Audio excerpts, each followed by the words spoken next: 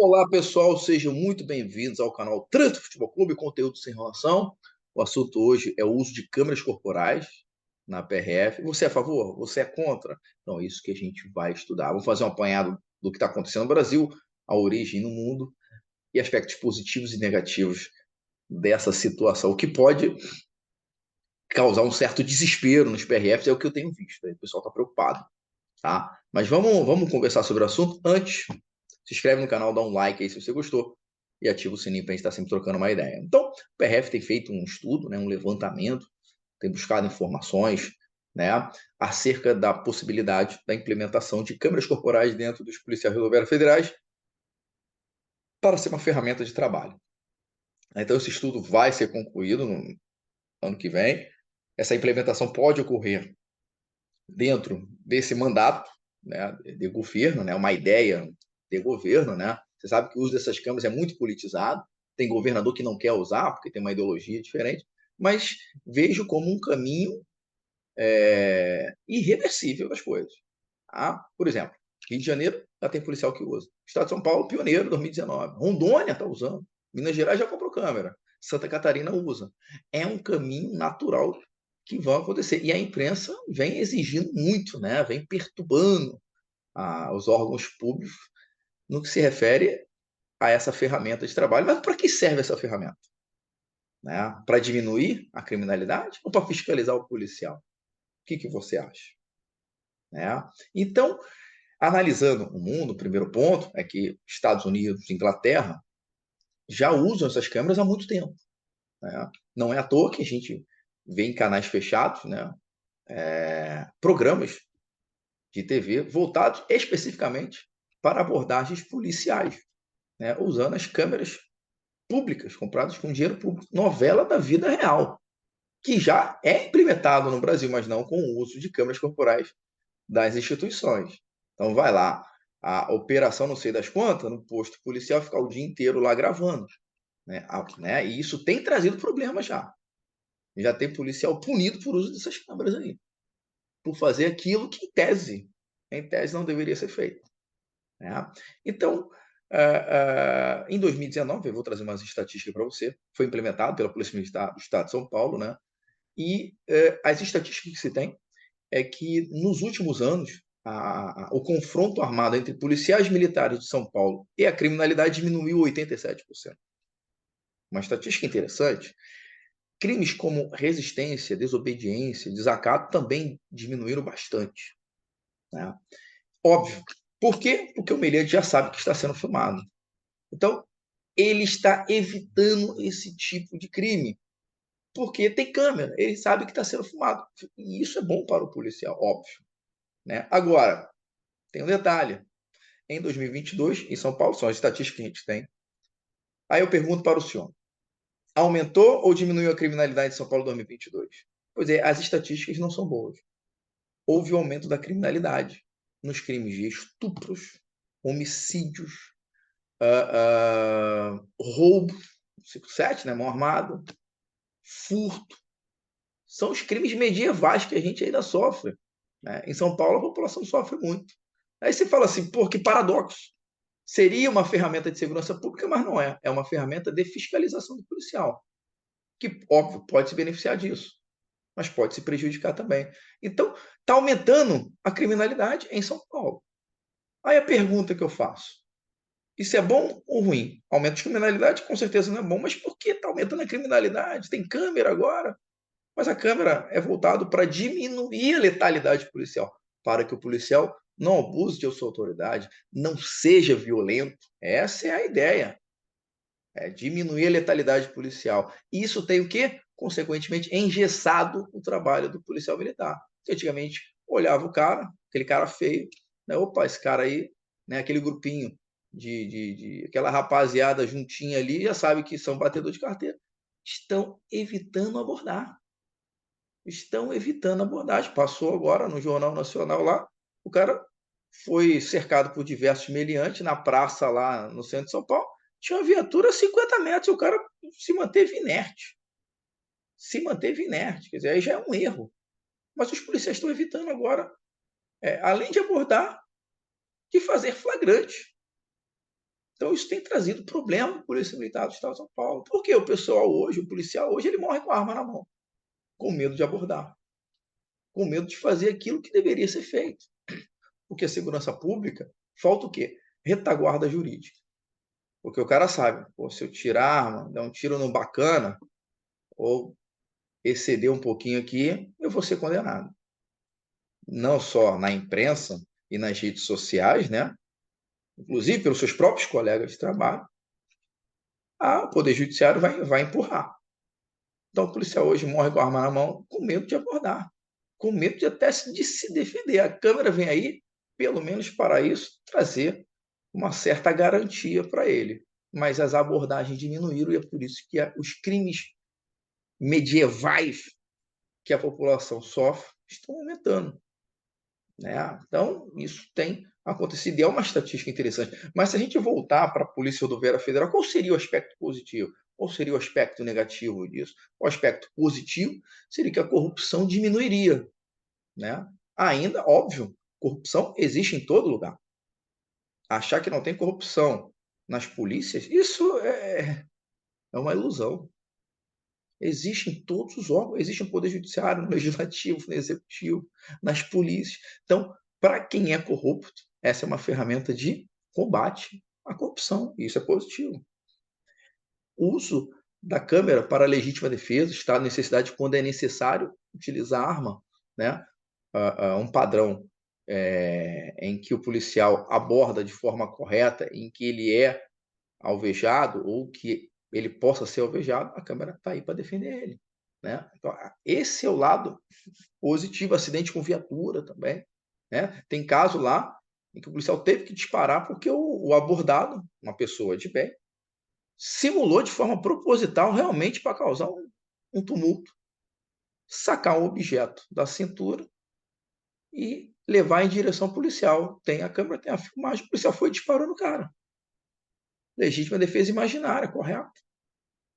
Então a câmera salvou o policial. Não, o cara atirou, o cara estava com o celular, não estava armado, não, mas mostrou o cara de propósito, não sabe com que intenção, uma coisa de moleque. Então, existem essas desculpa, existem essas situações, esses aspectos positivos. Mas quais seriam os aspectos negativos dentro da corporação? Bom, aspectos negativos, né? A questão do PRF, às vezes, dá um jeitinho para resolver as coisas, pode arrumar um problema com câmera. Né? O policial rodoviário federal ele faz um trabalho diferente de todas as outras polícias. Né? O cara está numa cidade, vai trabalhar 200, 300 quilômetros no mesmo trecho, atendendo um acidente, muitas vezes tem que dar um jeitinho para resolver a situação. É uma entidade privada que ajuda o cara, é o fazendeiro que arruma um trator, é o outro que ajuda uma motosserra, que traz uma motosserra para cortar. Eu já vivi tudo isso. E o cara dá um jeitinho. Né? Então, essas coisas seriam ruins. Assim, nesse ponto, seria ruim. Né? A questão da dificuldade da abordagem. Então, se vai evitar o cara, vai diminuir as abordagens. Com certeza. Se diminuir a abordagem, você já sabe o que acontece. A criminalidade aumenta. O cara vai ficar com medo de abordar. Opa, tem fundado suspeita? Tem mandado? Então não pode olhar minha mochila. O cara pode meter essa. Né? Então, essa falta de retaguarda jurídica prejudica o serviço, em que o policial está sempre errado. Né? Ele está sempre errado. Então, vai dificultar as abordagens. E, óbvio, as pessoas sabem que o ambiente está sendo filmado, vai querer se valer de toda a legalidade, né, para não abrir um porta-mala, não abrir uma mochila. Estou dando exemplos, tá? Estou dando exemplos. Porque a fundada suspeita chega, pode ser até entrar no campo subjetivo. Pode chegar, né, para fazer uma revista pessoal. Tá? Então, esse seria um dos problemas. Agora, o principal problema, né? O principal problema, são vários problemas. Esse é o principal problema. Tá? A questão da verba, a questão do orçamento. Então, você tem um orçamento limitado, em que será usado muito dinheiro para a implementação desse programa e para a manutenção dele. Tá? Então, 10% do orçamento pequeno que a polícia já tem vai ser usado para isso. Esse é o principal problema. Outros problemas também elenco aqui é a questão de que forma vai ser usado essas câmeras. Vai ser 24 horas? A mídia vai ser armazenada o dia inteiro? O cara vai no banheiro, tem que usar câmera? Quem vai ter acesso a isso? Aonde vai ficar armazenado? De que forma o departamento vai usar essas câmeras? Porque tem aí as operações, né, a novela da vida real da TV fechada aí, né, que tem trazido problema. Ah, o cara falou na intimidade, ofendeu o cara aqui na intimidade, brincou, opa, punição pro cara. Né? E tem acontecido isso. Vazamento dessas imagens. Né? Então, tem que ter uma proteção muito grande, ou seja, é um problema que tem que ser, um programa que tem que ser implementado com as regras do jogo muito claro. Né? Retaguarda jurídica, né? A questão algemamento de meliantes, porque você algemou, a súmula vinculante 11, a questão da busca pessoal, tudo isso pode colocar o policial em risco, tá? Então o cara vai lá, o policial, posso ver teu celular? Não, não pode, eu tenho proteção, segundo o STF e o STJ. Posso olhar tua mochila? Não, você não tem fundado a suspeita. Abre a porta-mala? Não, eu não tenho mandado. Então o policial ele vai ter que trabalhar nas artimanhas dele ali. Ah, não, mas eu quero ver o equipamento obrigatório, step, chave de roda. Tá? Então, são essas coisas, né, que pode acontecer. Agora, o ponto principal é o quê? É um caminho inevitável. O uso de câmeras, ele é um caminho inevitável. Isso vai acontecer. Pode não ser agora, mas nos próximos anos isso vai acontecer. E por que neste momento eu acho que não é a hora? Né? Quando eu falo neste momento, é nessa seara dos próximos 1, 2 anos, 3 anos. Por quê?